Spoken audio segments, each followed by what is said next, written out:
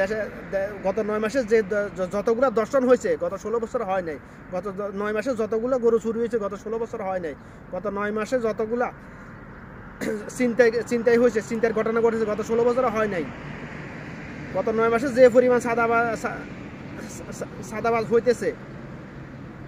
হয়ে গেছে এবং হইতেছে সেটার গড় হিসাব করলে গত 16 বছর হয় নাই। এগুলো নিয়ে কি উপদেষ্টারা কোনো কথা বলতেছে? বলে নাই। তাহলে তাদের আমাদের দরকার কি? নির্বাচন দিয়ে দে তোরা, তোদের অধিকার নাই ক্ষমতা বসিয়ে ধরে রাখার জন্য। নির্বাচন দিয়ে দে। দেশের মানুষের যদি বিবেক যদি থাকে, দেশের মানুষ যদি ইমান আমানত মূল্যায়ন বুঝতে পারে, তাহলে দেশের মানুষ একজন যোগ্য ব্যক্তিকে ক্ষমতা আনবে। দেশের মানুষ যদি চায় তাদের অধিকার প্রতিষ্ঠিত হোক, মানুষের মৌলিক চাহিদা হলো দেশের মানুষের অধিকার প্রতিষ্ঠিত হওয়া, ন্যায় বিচার প্রতিষ্ঠিত হওয়া।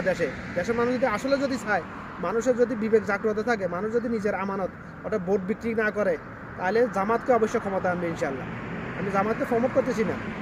বাংলাদেশের মানুষ সাগরের পানিও খেয়ে দেখেছে, নদীর পানিও খেয়ে দেখেছে, এখন বৃষ্টির পানি খেয়ে দেখা উচিত অবশ্যই।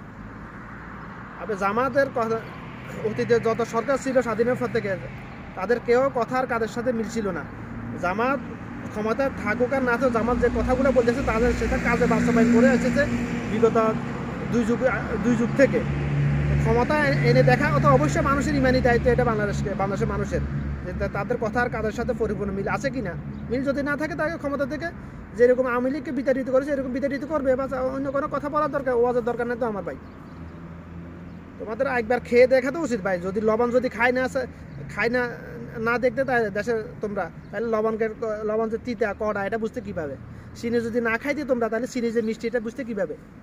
জামাতকে একবার ক্ষমতা এনে তো অবশ্যই দেখা উচিত আসলে তাদের কথার কাজের সাথে মিল আছে কিনা। না তারাও আওয়ামী লীগ বিএনপির মতো মুনাফিকি চরিত্র তাদেরও আছে। দেখো তোমরা, দেখা অবশ্যই এটা ইমানি দায়িত্ব, এটা বাংলাদেশের মানুষ ইমানি দায়িত্ব। কিন্তু বর্তমানে মূল কথা হলো, বর্তমানে উপদেষ্টারা এরা আওয়ামী লীগ যেরকম